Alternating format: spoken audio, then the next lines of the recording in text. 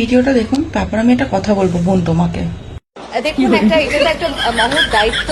কারণ দেশের সেবা, মানুষের সেবা, এর থেকে বেশি তো বড় মহৎ কাজ হতে পারে না। মানুষ বলে দেশের সেবা করার জন্য তৃণমূল জয়েন করে, হাতে তাই তৃণমূলের চুরির ট্রেনিং দেওয়া হয়। তাহলে তোমাকে ডাকাতির ট্রেনিং দেওয়া হবে, ডাকাত হওয়ার জন্য। ওইখানে দেশের সেবা হয় না চুরি চামারি হয়?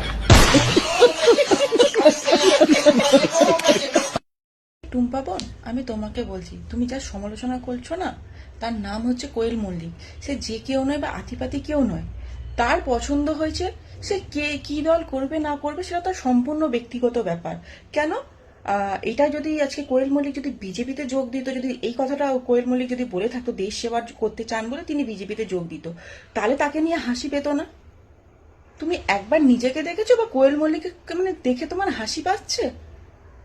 হ্যাঁ, সামান্য মানে তোমার লজ্জাটুকুনি নেই যে তুমি কাকে নিয়ে উপহাস্য করছো বা সমালোচনা করছো? সেটা তার পছন্দ।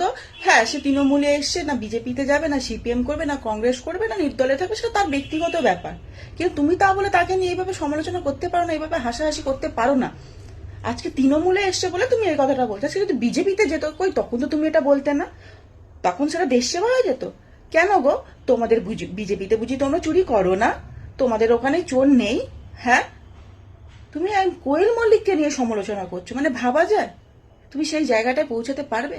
তুমি জানো, তোমাকে বললাম আমি, তুমি যা করছো, যাকে নিয়ে সমালোচনা করো, কিন্তু তাহলে কোয়েল মল্লিককে নিয়ে এটা তোমার ওপর শোভা দেয় না। আজ পুরো দেশের গর্ব, বাংলার গর্ব আমাদের সৌরভ গাঙ্গুলি। হ্যাঁ, আজকে তোমাদের দলে যোগ দেয়নি বলে সে দালাল হয়ে গেল? আরে সে বাংলার ছেলে, অবশ্যই সে বাংলাকে সাপোর্ট করবে, আর যে যাকে সাপোর্ট করা সে সাপোর্ট করবে, সেটা তার নিজস্ব ব্যাপার। তা বলে সৌরভ গাঙ্গুলিকে এইভাবে বলবে তোমরা দালাল? হ্যাঁ, মানে ভাবা যায় না, ভাবা যায় না।